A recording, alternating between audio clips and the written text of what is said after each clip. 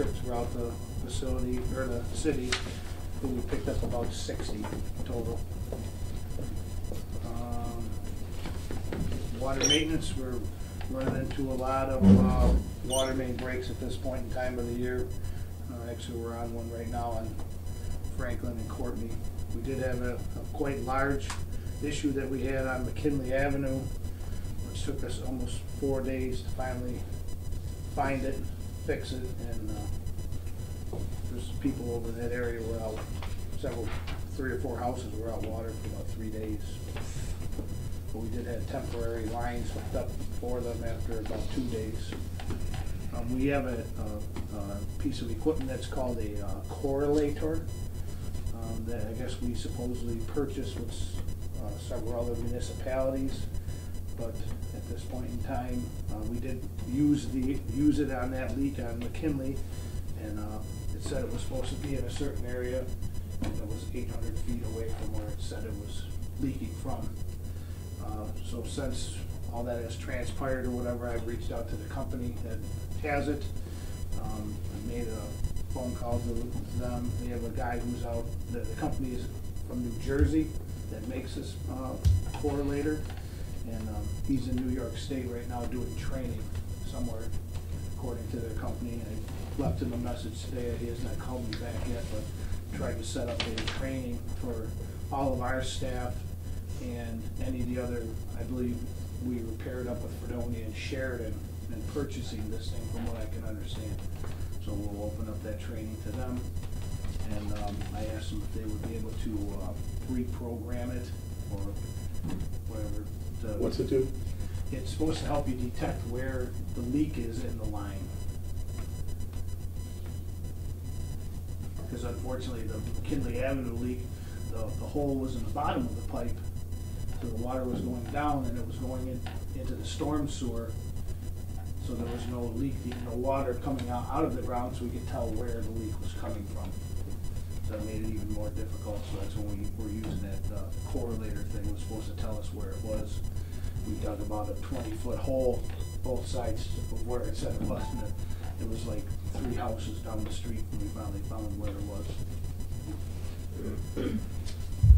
So that's kind of what's going on with streets and parks. Recreation, we have the facilities open at the fairgrounds right now. It's staffed daily. I'm sure Marty will probably be able to give us a little more better report than the last issue.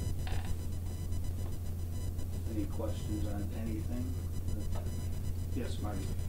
Did Ryan reach out to you about taking care of some holes in the wall, painting, anything like that? He did say something about painting the floor. Okay, you might want to elaborate on that. Yeah, that's that maroon and white you were talking about. But I told him, I said, he did contact me last week regarding painting at the facility. I told him to reach out to the maintenance person from the or the fairgrounds person, just let them know what we were planning on doing, just so there was no, no conflict of interest as far as what we were doing as far as maintenance inside the facility. Right, so give you an update, since he had gave you a clear picture. The walls, some of them have holes like this. They've been there for years, and they need to be patched up. And along the base there, where they have the old roller rink, it's yellow around the base, so it sticks out. Right? So it's wood. Yeah. That needs to be painted. You guys, like you said, they probably has to touch base, but you got staff up there can just wipe that out. Ryan doesn't have to do it physically, but his staff can do it. Right. You guys have enough guys. One of his staff that he has up there now was working in the streets, and he's one of the guys that painted the streets building inside, so. Oh, great. Good. He's a pretty talented guy. I don't know if any of the kids that he has can take care of that wall issue. I don't know if that's Russell's department. You'd have to go there. I can make a note of that. And the other thing he was talking about, the floor, there's lines, you have center line and blue line and this. He was just thinking about painting maroon and white if we get the okay. But that's our floor.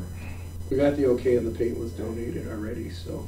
But you just want to paint the lines that are on the floor now, maroon and white instead of the yellow and whatever they are? Yeah, they're red. The yellow should probably still be yellow for Yes. a caution thing there. Okay. Yellow on the wood should be still yellow. Right. But to change the red and white that was on the floor to go around the outside of it and the center line, We got paint, maroon and white paint donated. What the floor, Bob, is that's the city's floor. Floor part. It was our floor. No, it's not, that's theirs now? Yes, it was part of the new agreement lease that we had with them, but it was a 3-year lease, at which time we're basically not paying any rent. So part of the deal was we were giving them the floor and the lighting fixtures and the heater inside the building. Okay. Negotiated it to there, so, and then we agreed to do some improvements as far as insulating the building and stuff like that. It was kind of a wash.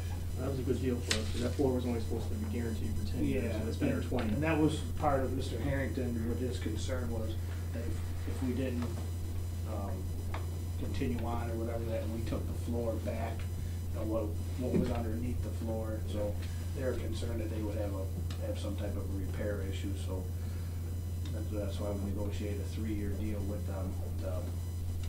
We gave them the floor that's 20 years old, and now that we probably wouldn't use for anything.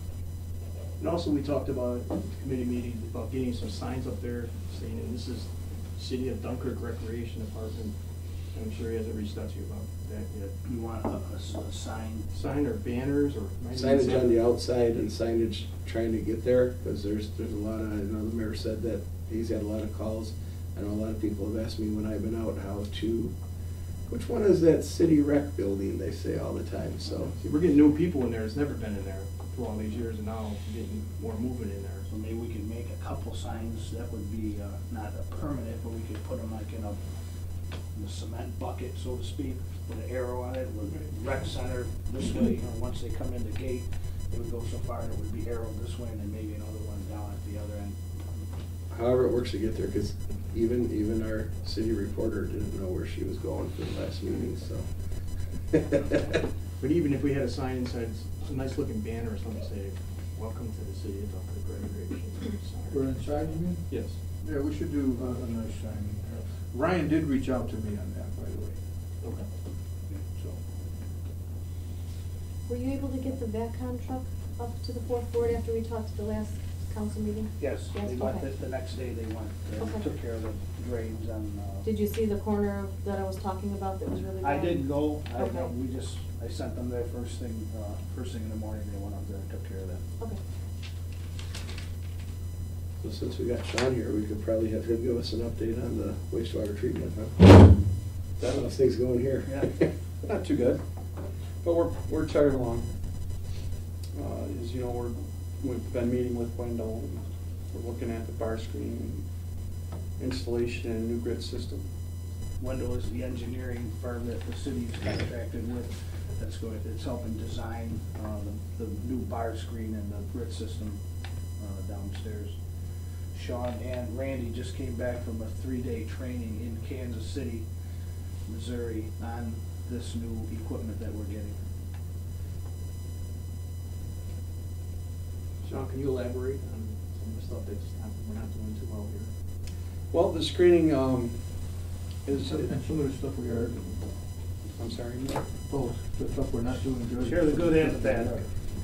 Well, the good news, let's go with that first. We've been making permit pretty much, so, you know, that seems to be okay. But there's issues with the primary treatment and getting the plastics, the rags, and all the stuff that comes into the sewer, because we're a combined sewer system. You're gonna get stormwater in here, so whatever you see on the street is ending up here, okay? And whatever So people plastic bottles laying in the street, and then it washes down. People who blow their grass into the street, and it goes along the curb, it all ends up downstairs in our bar screen area, and then we have to pick all that stuff out, and then it goes in a big hopper downstairs. So that's the thing right there, we're looking at upgrading the bar screen, put a brand new one in so we can start taking that stuff out. It's clogging pumps downstream throughout the plant. So just this morning, we had maintenance down on our primary sludge pumps. Operator yesterday was running the pump yesterday morning and it shut right down on it. Never happened before. What's going on? So we started tinkering this morning and we ended up pulling off the faceplate of the pump and a big blob of rags came out. So, and that's happening throughout the plant without this screen. So it's very important that we get this screening system put in, take that stuff out. And it'll eliminate, once we get all the other processes cleaned up, all the problems we're having downstream. Do we have a time frame of when that bar screen can be put in? Well, it's being designed and built. We're looking at construction, what was it, Randy, in June? Yeah. May or June? we're End of gonna- May or first of June. Yeah, the council was, I had the foresight to do an emergency resolution, which allowed us to order the bar screen ahead of time. Usually you hire a contractor, that takes some time. Then the contractor orders the bar screen. We order the bar screen so we can get the contractor about the same time the bar screen arrives. That's a fast track. And the council worked with that emergency resolution, and Rich pretty much set that up with Wendell to make that happen, because that bar screen, it is gonna pay for itself. Energy, Wendell's also doing an energy and efficiency study. Bar screen's been broken for a while. You guys have finally listened to Sean, and you've made a bold step, a correct step, to make an emergency resolution. We were lucky with the mayor's connections with the governor to get $12 million of financing toward that. The bar screen project and the grid project are gonna be in the $2 million, $2.5 million range, but we got that, we have that on fast track right now. And then the rest of the stuff is still being analyzed by Wendell. Sean, it will tell you that the bar screen will pay for itself, because the stuff that's getting through the bar screen is causing measurable dollar damage to pumps. We're seeing things that it should not see. It scares me. And we use more chemicals to treat the water. So once we install the new bar screen in the grit system, it's gonna cut back on our costs that we spend on chemicals, the manpower that we have to do to stop and pull all this stuff out, and then continue to treat the water. So it's definitely gonna be a big win-win for the city, and in turn, if we could take the savings that we are gonna make with the new bar screen and the grit system, we can put that money back into the facility and start upgrading some of the other things, generators, pumps, that are well beyond their lifetime. With the bar screen, the old system had a bar screen too?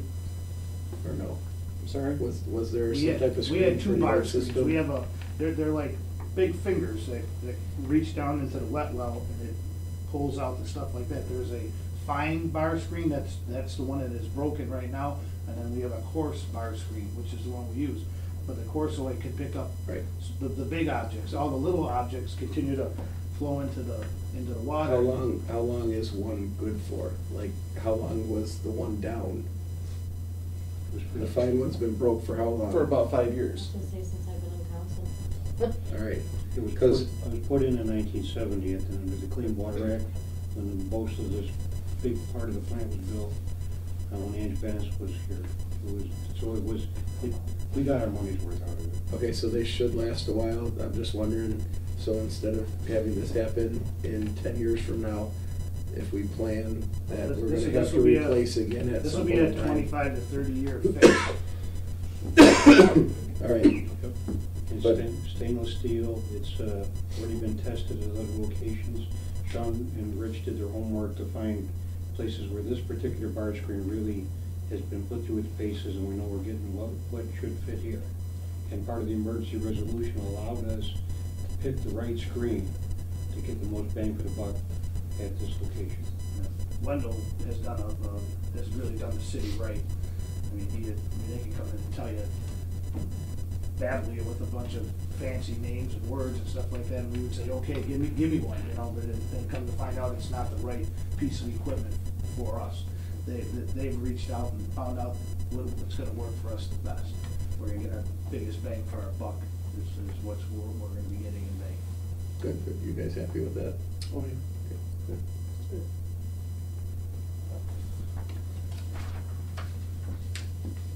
Anything else from you, Bob? No.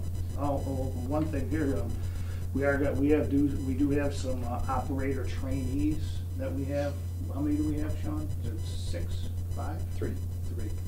And we're gonna be sending them to periodic training. There's some training days, like 2 or 3 days out of a month, where they're gonna go to this, go into Buff State for wastewater certification. So it's gonna help them get up to speed and be more knowledgeable in their job. That's good.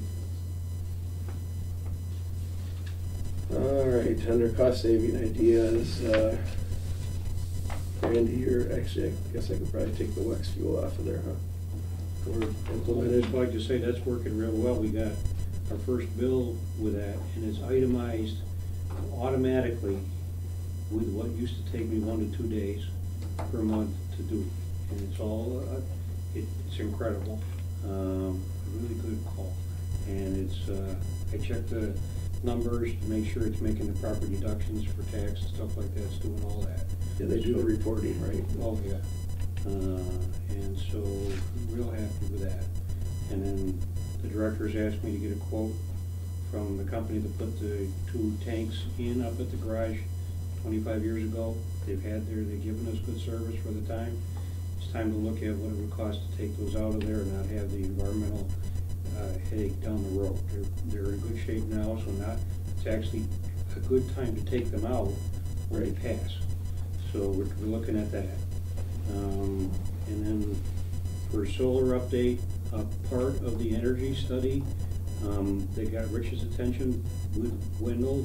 Wendell has a direct relationship with the New York State Energy Research and Development Agency, and we only had to pay half of a very comprehensive energy study at the wastewater plant.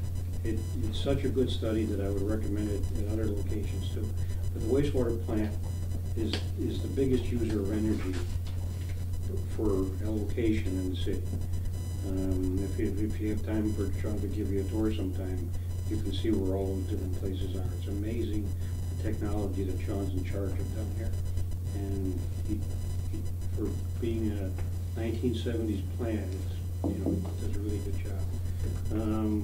But part of that energy study, and I don't want to reveal too much because they're not finished with it yet, but there may be a building that for some of the savings that has to be constructed, it could be as big as an acre.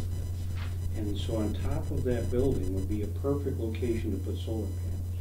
And solar panels aren't really good for retrofitting onto an existing roof, but if you design your roof with the solar included, it becomes an integral package and it really makes a good package. So if there's going to be a new building of an acre size with this energy, it's one of the alternatives that Wendell's looking at. That would be a great place to put the solar, possibly wind over here as well.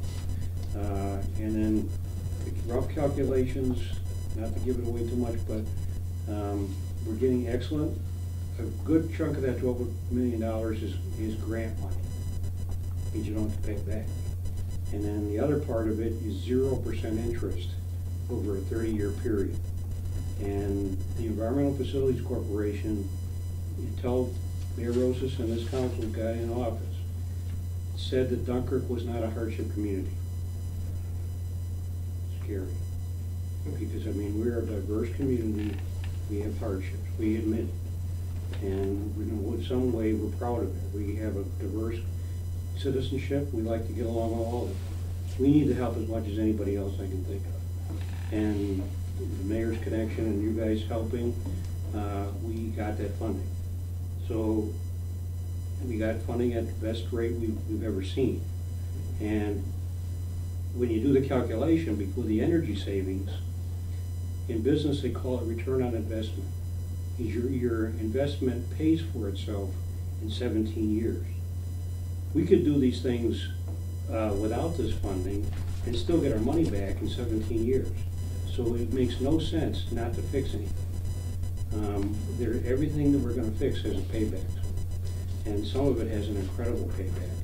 There's Rich has been working, I think, daily around the phone with Wendell to see how they're doing and get ready to go to bed. And Sean, right along, we've been they've been driving us nuts, that's good. So I think you're gonna see some good things in that regard. That report should be coming out within the next month, for sure. You know, they'll be meeting with us, okay? Okay. They'll, We've give been a meeting very at least detailed. once a month, Sean, Randy, myself, and Rich with Wendell. Making sure that we're on top of anything going on with this project here at the wastewater treatment facility. But the detailed report, he says, will be within a few weeks. I'll say a month. Yeah. All right, well, we kind of went over energy stuff. They did do that one audit throughout the whole city, right? What audit? Oh, that was a Energy, different, that was through, streetlights and stuff like that. Troy Banks or whatever, right? Right, that is correct. And Were they're we fighting, going anywhere on that? they're fighting with National Grid, and it's a slow process with all the municipalities, you know, for all these streetlights to see if we can receive any funds back. The immediate return for us were our electrical contract with third party with Constellation Energy, and also with Mid-American for the gas. That was immediate, and my only, I wish I would have foreseen what was going on.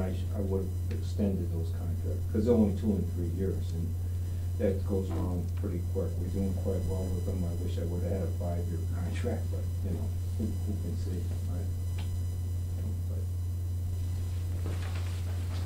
All right, and then we're still working together regionally when needed. You've reached out to the county, you've reached out to different municipalities, you're gonna keep doing that.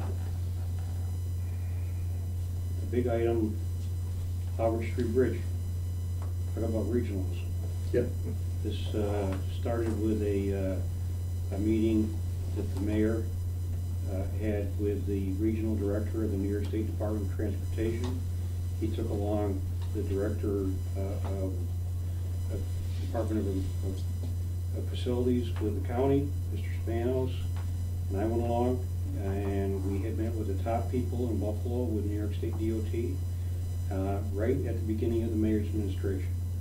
And we said Howard Avenue is a federal aid highway.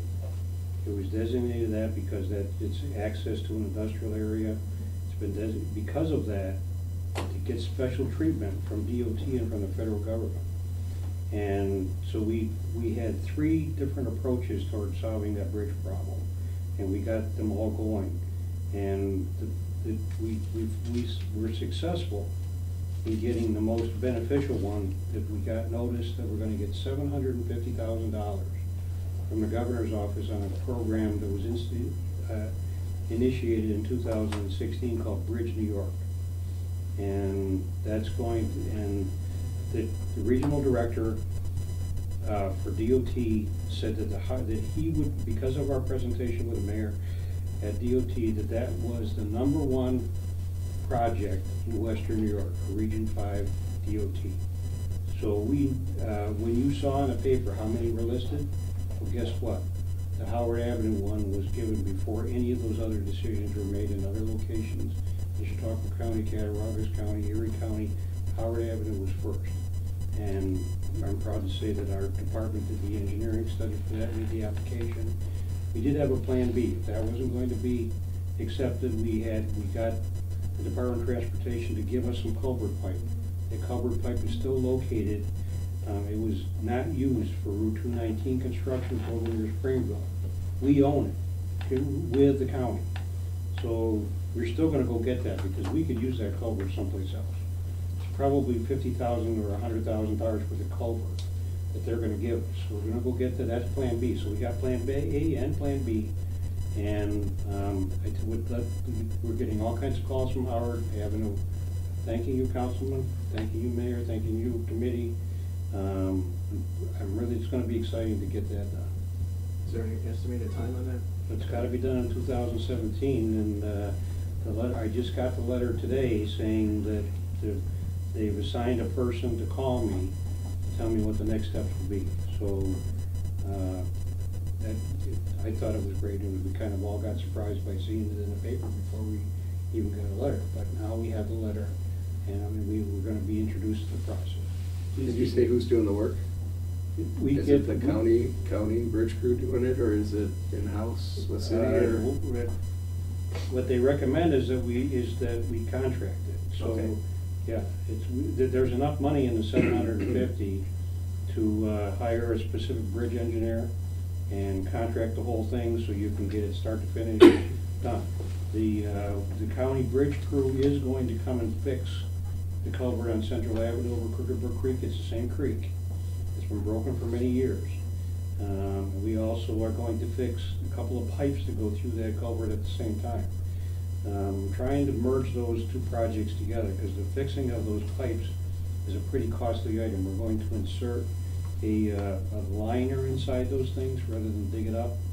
And that's a pretty good price tag. I want to make sure that work qualifies for CHIP funding. I don't want it to be city ad valorem funds for that. I'd like it to be, we're gonna get the county to help us build that thing, and if we do it all at the same time, I think we can call it a CHIP project. Okay, good. So, yeah, so regionalism, like, yeah, very, very, very much so. All right, under council questions, one of the discussions we had last couple meetings ago, and then the last meeting of this was recycling schedule. I talked to council. I was able to talk to Copy Boy, and they're able to do a electronic version of the recycle schedule, and we may also be able to have was it Mr. Manzella do it in-house. So I think we're gonna go with what, 2,000 that we're gonna have in print, or did you need less than that? I forget what we were talking. We were gonna. I think we should go with 1,000, and then if we need more, we can have them print more. Right. Because we had a lot of leftover Okay. ones sitting in the office from last year. So we're gonna go with printing 1,000 schedules, and then we're gonna also get the electronic, whether it's we're buying the electronic form from Copy Boy or in-house, we'll turn our schedule into a electronic, both in English and in Spanish. And then what we can do is we could have Gabe put the electronic version on the Access 12 so people can see that. And they can have a copy, you can have a copy, whatever, and they can have a copy in the clerk's office, so when the 1,000 are gone, all they gotta do is print it out. I think we were gonna have Hector or somebody put it on the city's website, so it should be out there. That was one of my concerns, was let's have enough printed so that we get it, that everybody could have it if they wanted it. And I think this is a good way to do that.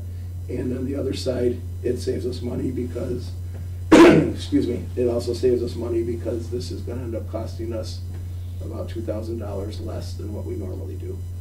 And we can put those strategically at like City Hall. We can have some at the streets building where they come to drop off their recycling, where they can Senior do. center was a big one. Senior center. Yeah. The churches, Andy took some to the churches. The banks, we took, yeah. We'll make a list, once we get it printed up, wherever you guys We can, tell us where you wanna go, and we'll divide that up and station so many at each one of those places or whatever, and then we'll go out. all right, and we can get help from the Observer to put in that, they can get it off of the city website, so that would be. If I could just add a little bit to that. Hector and I have been working, we've made a PDF version of that recycling calendar for the last 3 years. It's been currently on the website. When you work with Service Print, that's actually how they print it. They turn it into a PDF first, so I asked them to give us a copy of that. So synchronized with you 100%. Okay. And so we have been doing that. And I think printing it bilingually was a great idea. In prior years, we printed 1 year on one side, 1 year on the other. I think we're hitting our citizens better by the way we're doing it now. And so we're almost ready to go. Notice that the current 2016 calendar is current through January and February of this year. So we have time to, there's a couple things we're tightening up. The mayor and the director have worked together with you people to work out the time that the street department's open. We're gonna make sure that's very clear. in the next printing of this. And we're also going to add some paragraphs. The hospital called us up, and they would like us to talk about medical waste disposal. They have an obligation as a hospital to take that medical waste. We do not want that in our waste stream. So we're gonna, we never said that on the calendar, so we're gonna say that, but we're not gonna just say we're not gonna take it, we're gonna tell them how they can take it to the hospital. So we're gonna tell them, no, don't put it in the regular municipal waste, but take it to the hospital. So once we get the wording from the hospital, we're ready to go to press on that, and we'll print the number that you said. Okay. We're gonna do a monthly bulk pickup instead of people paying and dropping it off at the street building. There's just no way to monitor what people are bringing there. You know, they go to the city hall, they pay to have a couch, and they bring me a couch and a refrigerator and a TV. It costs the city too much money. It's easier for us. Should be about the second Monday of the month. People can still go to City Hall, they'll pay for their item that they want picked up, and we're gonna go on that second Monday of the month and go right to their residence. They'll put their item out on Sunday, and Monday morning, we're gonna go by and pick it up. Only what is paid for. If they pay for a couch and they put a mattress and a TV out there, we're only taking the couch, and then they're gonna get a ticket to have them bring their other stuff back. Just keep in mind, I just gonna put it out there, that one of the reasons we ended up with this whole situation is that people would get the ticket. They'd put that stuff out there, and then they'd get their ticket. Period. And now what we have is an eyesore. And if it happens in more than one occasion and location, then what's happening is that the city's going backwards. So I don't know that this is the answer. I'm not saying I disagree with it. I'm just saying that if this is the best one that we can come up with, then. People have to understand too that, the money's non-refundable. If you put a couch out and you pay the $10 for the couch, and then the couch is gone because somebody else decides to take it, they cannot come back to City Hall and get their $10 back. It's a donation to the city. And believe me, there are people that are calling and asking that. You know, it's gone, they didn't pick it up, can I have my $15 back? And the answer is no. So, Because we you don't- should we somehow don't put on there know. non-refundable. Yeah, it's because we don't know that somebody you put that couch out on Sunday, and Monday we're still coming over to your house, we're making a special trip to come and get that couch, and it's gone. You paid for it to be gone, and And it's gone. somebody else helped us out making it You be paid gone. for it to be gone, and it's gone.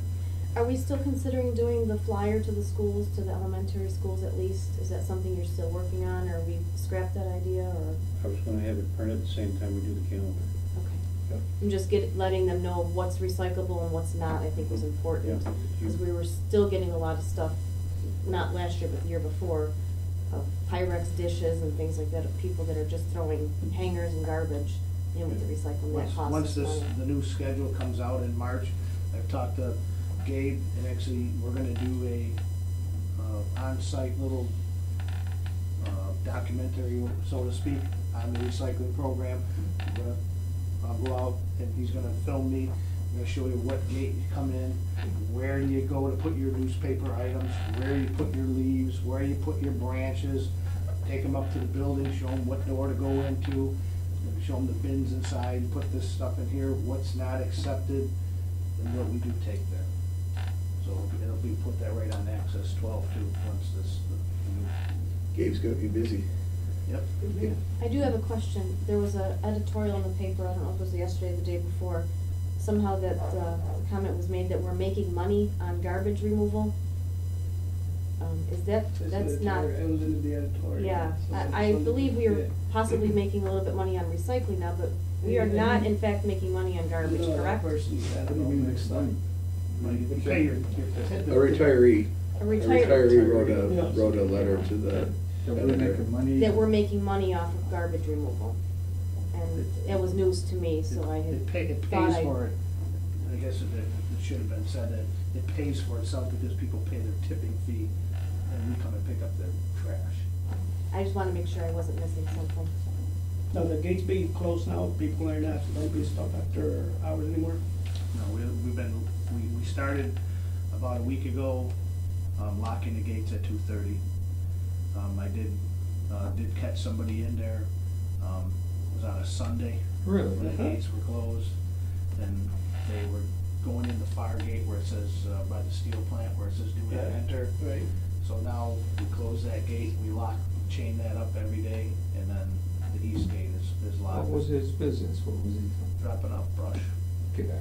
So we're no longer gonna be allowed to drop off brush after 2:30?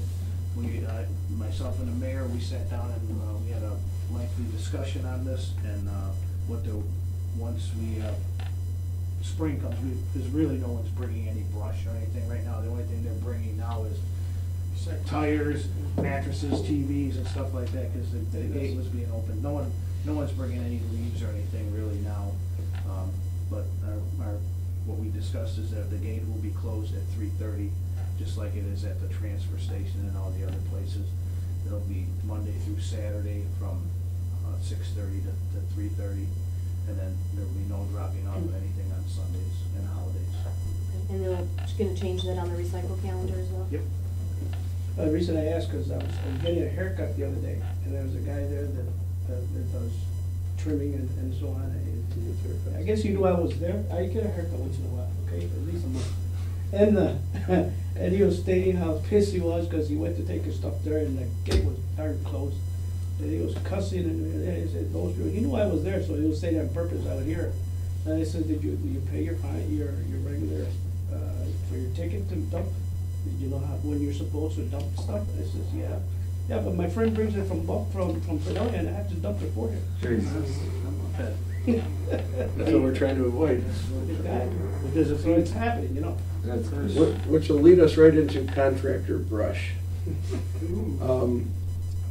My personal opinion on the contractor brush is, I think that we end up doing a whole Zolad's load to get rid of it from the contractors, and we're paying about $5,000 a load, and we're collecting about $2,000 at most from the contractors. So I think we're losing money for the contractors to be dumping there. So I myself would like to just throw it out. I would not like us to even do the contractor brush, but some may feel other ways about it, and if we're gonna continue to do it, I think we need to continue to do it, monitor it, so it's not costing us money for the contractors to be dumping there like it is now. I could be wrong on what I'm thinking for it, but I've heard how many different loads that we send out, and it's one thing if it's the curbside brush pickup from the residents, but when we're supplementing a business by letting them dump there really cheap,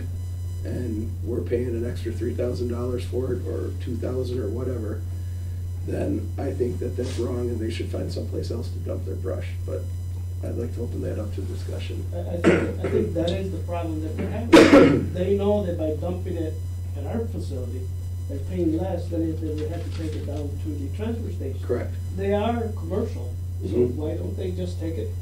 Well, you can't take brush to the transfer station. They have to find a place where to take it then.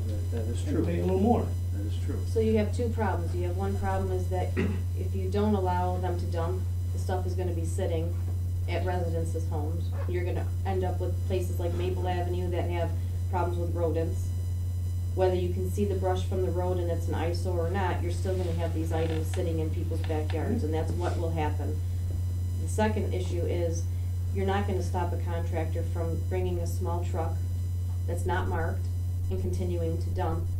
Whether he sends his crew with every single truck full from a place that he just cleaned out, and it's Joe this time and Bob the next, they're gonna continue to dump there. So I think what we need to do is make it a little bit more cost effective, and yes, you continue to dump here, but the fee's going up.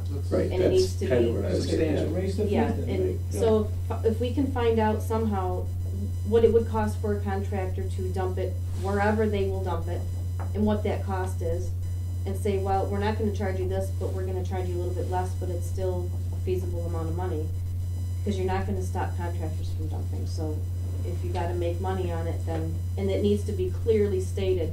We had an issue last year or the year before where multiple stickers were given out for whatever reason to multiple vehicles, and we had 12 stickers on one company, and they only paid for 1 or 2.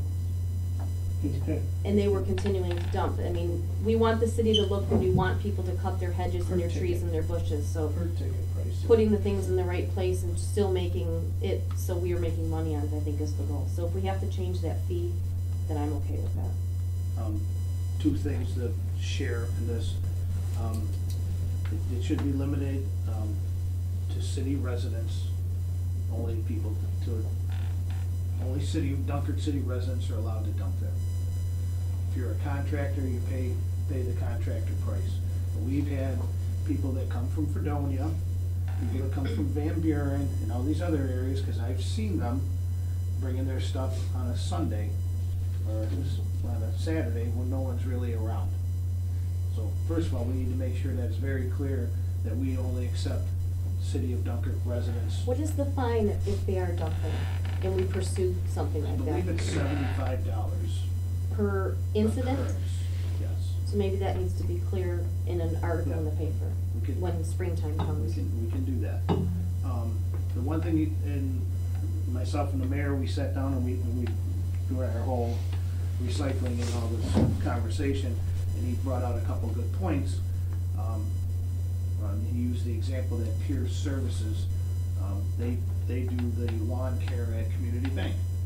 So they're working in the city, doing work for a city company, resident, whatever, and they should be allowed to bring that stuff that they, grass clippings or whatever, from the city and dump it on the pile, because it came here. If they didn't do that, they would put it at the curb, and then they would have to wait for our workers to come and pick up all these extra stops. A lot of guys work in the city, so I mean, that would really put a big burden on our staff to go around and pick up all these extra stops of brush and leaves and stuff, and like you said, Stacy, about how it's gonna sit there, and it's gonna look terrible. So, I mean, those were just some ideas we tossed around, and I know we agreed to agree, or agreed to disagree. But we felt that Dunkirk city residents only, contractors, and then when they come and get their permit sticker, that it say, hey, you're only bringing in stuff that you get in the city. We don't want you bringing in stuff from other jobs, because you don't have a place to dump it. We don't want it, that's no excuse. And myself, and I'm gonna make it very clear to my staff, that we're gonna monitor it a whole lot closer this year. When we see somebody coming in there, don't be surprised if somebody's gonna walk up and ask you, can I please see your driver's license? And it comes up, and my name is Joe Blow, and I live on Chestnut Street in Fredonia, you're gonna get a ticket. It's gonna be pretty clear. Most of it, like Fredonia right now, they won't allow contractors to dump there at all, and it's only city residents. And they watch it very closely, and we need to do the same here. Because I agree with Don, that, there's a lot that we spent $10,000 last year on grinding brush and leaves and all the rest of that stuff. So, And I'm fine with that if that's the residents thing, but I don't think that we should be taking on the overhead of a business. They're gonna charge more for their lawn mowing if we're gonna charge them more to dump there, so. What did we charge for the permits, do you remember? I think it was $200. It's $200, and you got 3 stickers.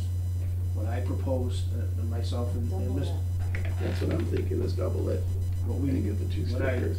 originally talked about, myself and Don, we were talking last week, and we we're beating each other up. I said, okay, $200 for the first sticker, and $100 for each additional sticker that you want. Some guys are just mom and pop things, some kids doing it with their pickup truck. It's an awful lot to ask some kid who's trying to make a couple bucks to charge him $400. Yeah, I But see that too. $200 for your first sticker, and if you're Pierce or whoever who has multiple trucks, it's gonna cost you $100 for each additional sticker. What So about if you want 6 $250 or stickers, it's gonna be more. Something like that. I Well, we mean, should- one lawn job, seriously, you go in and clean up one decent house, it's $150. So you get 2 or 3 jobs and it's paid for your, Mhm. and, Well, if we are losing $2,000 to $3,000 a year, I'd like to see that be made up somehow. Well, like, we can figure I that think out. we- how many Oh, contractors More did than you that. have get stickers? Last year, I think Lillian Devine, the city clerk, told me, I think there was six or eight. But then again, I saw other contractors, because we weren't monitoring Right. it, I saw other companies' vehicles in the yard dumping. So at $200 is $1,600. And if they're putting that much brush in there, and it's about just over 5,000 for one Zoled's truck to come and get it all and get it out of there, we're losing over $3,000 on that. So I think we should probably go like $300 for the one sticker and $150 for each one above it, and at least we're closer to that. And with the monitoring, if we're way off, then we lower it next year because the monitoring is stopping some of the stuff. And if we're right on, we leave it, and if we're under, we raise it again because we're getting too much more. I'm okay with the 300 and 150. And if Okay. they don't like what those fees are, there are other options where they can continue to drive to wherever to dump it. And some of these places have other places to go.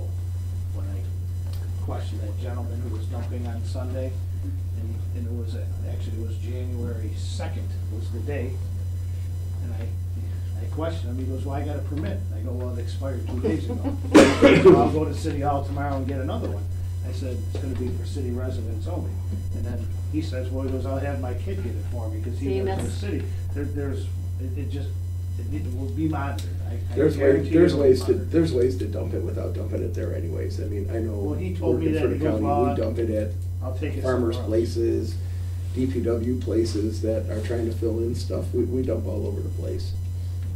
The Fred Farm takes it out on Temple Road all the time, and they take a bunch of stuff. I mean, there's places to do it that they don't have to do it where we gotta spend money on it and lose money on it.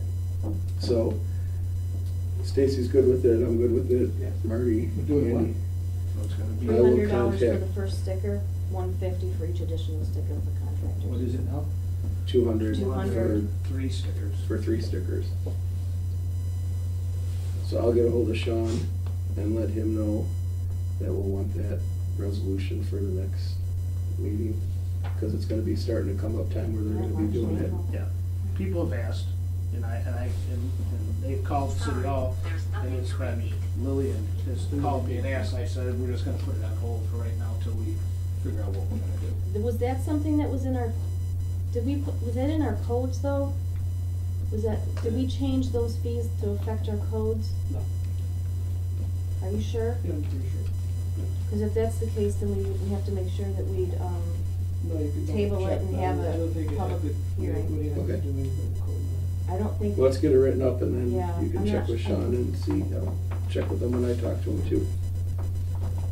Other than that, that's all I had predetermined for questions. Anybody else got questions, I council, have anybody? one question on those tanks you're taking out. Well, They're not as old as. We're looking into it. Okay, I mean, but can you, since they're in such good condition, can they be resold? They're not in that great of condition. They're They're not legal. cheap, I know. They're legal right now, so we're. Good before we condition have- means they're not leaking fuel into Exactly, the okay, soil okay, yet. okay, no. No, I thought maybe they were 3, 4, 5 years old or something like that. No. But that's why we went to the WEX system, because not too far down the road, there may be some issues. And the one pump was busted anyways, right? The one pump Yeah. was broken? One is broken. The fuel, the gas? Yep. Any other questions? Do you have anything that you'd like to share with us, since we've kept you?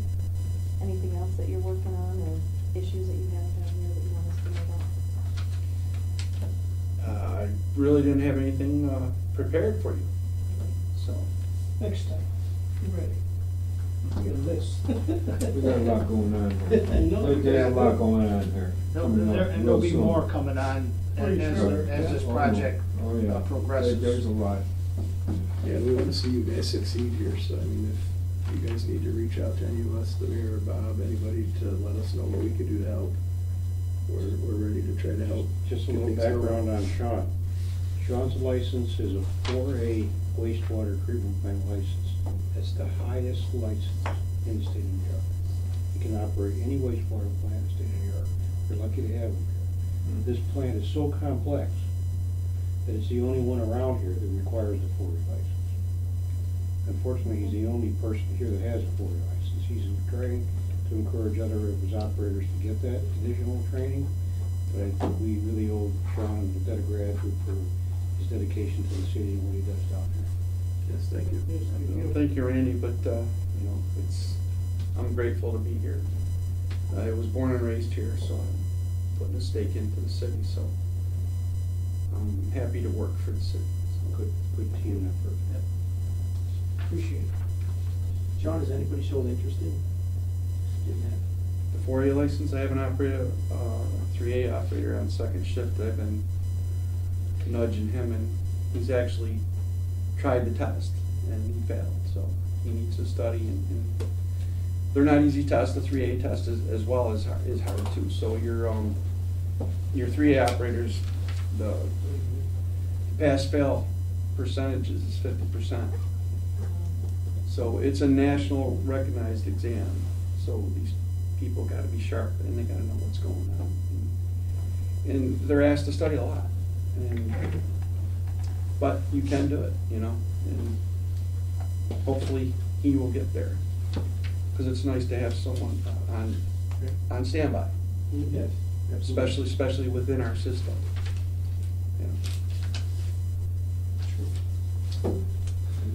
Any other questions? Motion adjourned.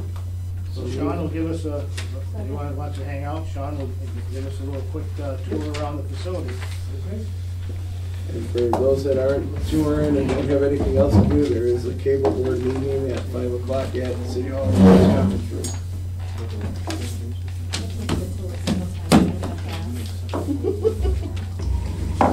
Just know there's a lot of work that needs to be done.